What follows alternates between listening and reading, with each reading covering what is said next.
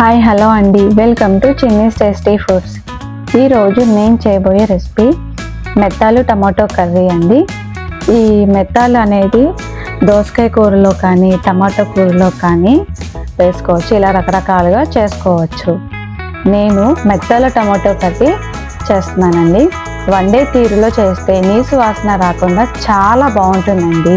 మరెందుకు ఆలస్యం, ఎలా చేయాలో చూసేద్దాం. ముందుగా కళాయిలో ఆయిల్ వేసుకొని, ఈ మెత్తాల కూరకి ఆయిల్ కాస్త ఎక్కువే పడుతుందండి, కాబట్టి ఆయిల్ కొంచెం ఎక్కువ వేసుకోవాలి.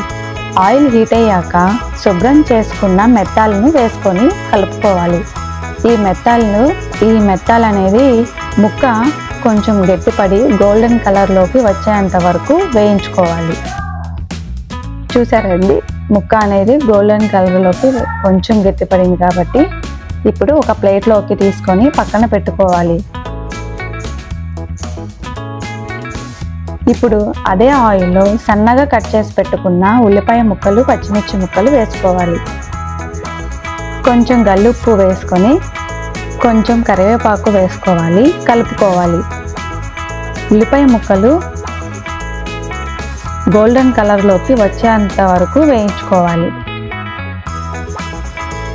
ఇప్పుడు అల్లం వెల్లుల్లి పేస్ట్ వేసుకొని పచ్చి వాసన పోయేంత వరకు వేయించుకోవాలి. అల్లం వెల్లుల్లి పేస్ట్ వేగినాక టమాటో ముక్కలు వేసుకోవాలి. ఈ టమాటో ముక్కలు పొడవుగా సన్నగా కట్ చేసుకోవాలి. కొంచెం పసుపు వేసుకొని కలుపుకోవాలి. టమాటో ముక్కలు పొడవుగా సన్నగా కట్ చేసుకోవటం వల్ల కూర అనేది గ్రేవీగా చాలా బాగుంటుందండి. బాగా కలుపుకొని మంట సిమ్లో పెట్టుకొని మూత పెట్టుకోవాలి.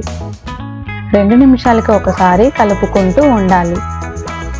కారం సరిపడినంత వేసుకొని కలుపుకొని 2 నిమిషాలు కారం మగ్గనివ్వాలి.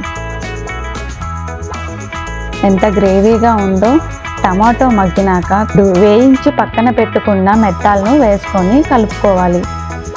ఈ మెత్తాలకి కొంచెం కారం, ఉప్పు పట్టేంత వరకు మగ్గనివ్వాలి. 2 నిమిషాలు మగ్గనివ్వాలి. 2 నిమిషాలు అయ్యాక ఇప్పుడు మూత తీసుకొని కొంచెం కొత్తిమీరతో గార్నిష్ చేసుకోవటం. అంతేనండి, మెత్తాలు టమాటో కర్రీ రెడీ. చాలా అంటే చాలా సింపుల్గా, ఈజీగా చేసుకోవచ్చండి. చాలా బాగుంటుందండి. మీరు కూడా ట్రై చేసి ఎలా ఉందో నాకు కామెంట్లో చెప్పండి.